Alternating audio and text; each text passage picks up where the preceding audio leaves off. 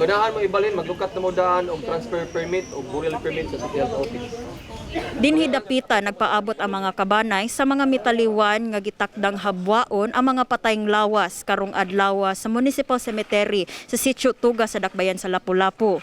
Gisugdan na ang paghabwa sa kapindos siyentos ka mga patayng lawas nga gilubong dinhi sa tuong bahin ni ining menteryo.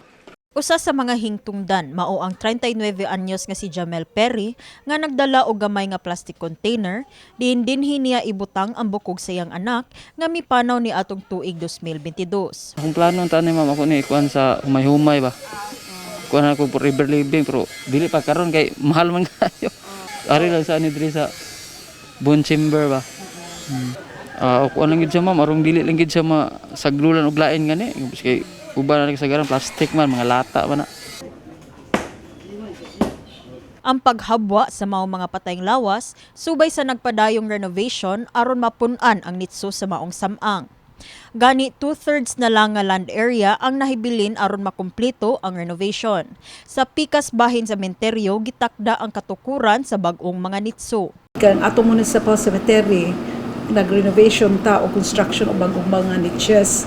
So kanang katong mga daan nga gipanlubong katuging mga nicho nga mga daan na ilisan to nato og bag-o mag-construct ta o more than mga 600 tingali para gyud ma-accommodate no ang katong kanang daghan nga ipanlubong diri sa Lapu-Lapu City. Mibutyag ang Lapu-Lapu City Health Officer si Dr. Agnes Cecil Realiza nga 5 kabuwan na nga mianunsyo ang health office sa publiko bahin niini exhumation. Si Kancol, Lucas Gabriel Tagtungod na Matud niya, kung walay tagtungod nga mokuha sa mga fully decomposed o bukog nga minatay, ibalhin na lamang kini sa common bone chamber. Ang katong mga bukog nga kanang i-exhume na mo ato ng mga bukog kung wala gay hintungdan nga ni anha karon amo na to siyang ibutang sa kanaging ibutang siya na magsako garbage kanang black bag butana mo siya label ug ato na mo ibutang sa permanent na gyud nga bone chamber. Samtang sa mga patayng lawas nga bag-o pa o wala pa na decompose, temporaryong ibalhin sa available nga nitso dinhi sa menteryo. Midugang sab si Realiza sa mga resolution o balaod nga ilang gisunod ni ining exhumation sa mga public cemeteries. Ang resolution na siya nga after 3 years maupod sa Sanitation Code of the Philippines.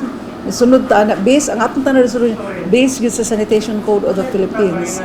So after 3 years among tan-awon pero dili pa gay siya decompose pod amo siya ibalik. Kini si Eliza May Piñaranda alang sa My TV Cebu.